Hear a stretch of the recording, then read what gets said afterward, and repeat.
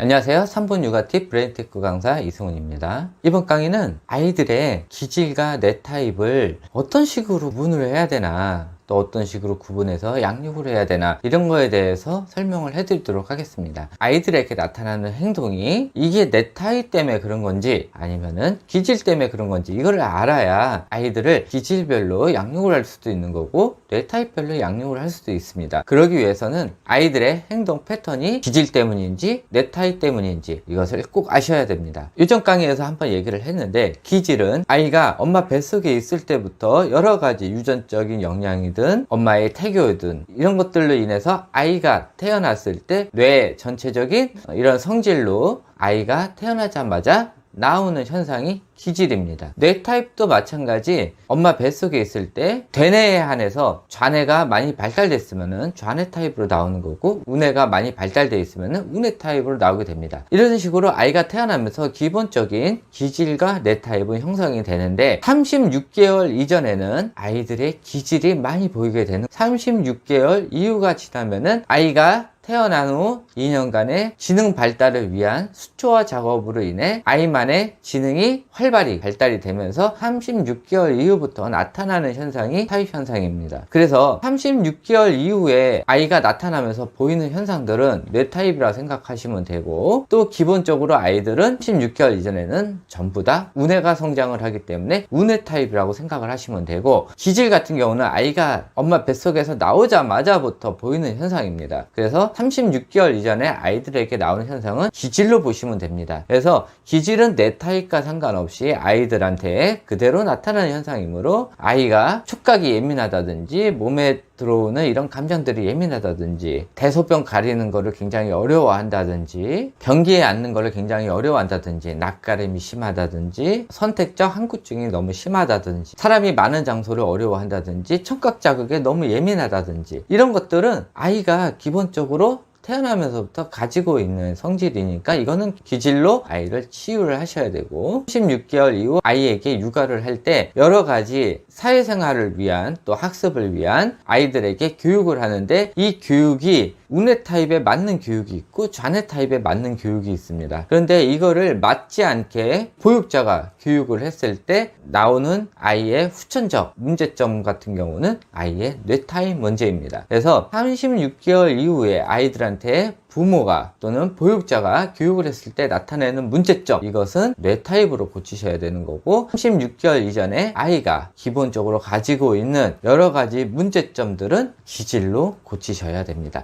그래서 36개월 이전에 나타나는 문제점과 36개월 이후에 나타나는 문제점을 구분을 하셔서 부모님이 기억해 두셨다가 그에 따른 양육 방식을 선택을 하셔야 됩니다. 이것으로 기본적으로 뇌 타입과 기질에 관련돼서 아이를 어떤 방향으로 양육을 해야 되는 것인지에 대해서 알아봤습니다. 다음번 강의는 이 까다로운 기질의 아이들에 대해서 우뇌 타입이라고 착각을 하는 경우가 있는데, 이거에 대해서 자세하게 설명을 해드리도록 하겠습니다. 이것으로 강의 마치고, 궁금하신 점은 밑에 댓글에 남겨주시고, 기질에 관련돼서는 제가 예전에 강의한 것이 있으니까는 그거를 한번 참조해 보시기 바랍니다. 제 강의가 좋았다면 구독과 좋아요 부탁드립니다. 네, 감사합니다.